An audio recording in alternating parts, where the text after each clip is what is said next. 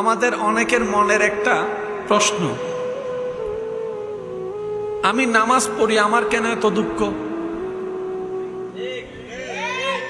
যতদিন নামাজ পড়ি নাই জুতা হারাই নাই। যেদিন বালা হওয়ার জন্য নামাজ পড়তে গেছি সবার জুতা আছে, দেখছো বলে গেছে,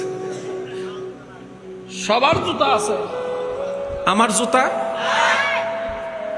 এতদিন পড়ি নাই, জুতা ছিল।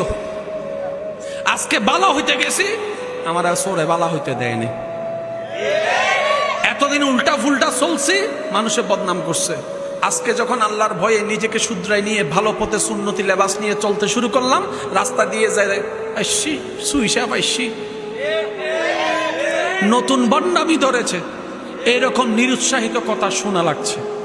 আমি যতদিন ইবাদত করি নাই কেমন জানি একটু ভালো ছিলাম, এখন আমি নামাজ পড়ার চেষ্টা করি, আমার এই বিপদ, আমার ওই বিপদ, আমি ধৈর্য ধারণ চেষ্টা করি, আমার এই সমস্যা, আমার ওই সমস্যা, 2 নম্বরই কামাইছি, কখনো অসুস্থ হই নাই, এখন থেকে হালাল কামানো শুরু করছি, আমার অসুস্থতা বেড়ে গিয়েছে, আমার রোগ বেড়ে গিয়েছে, পরিবারের এই ঝামেলা, ব্যাপারটা তো বুঝলাম না, ব্যাপারটা তো বুঝলাম না।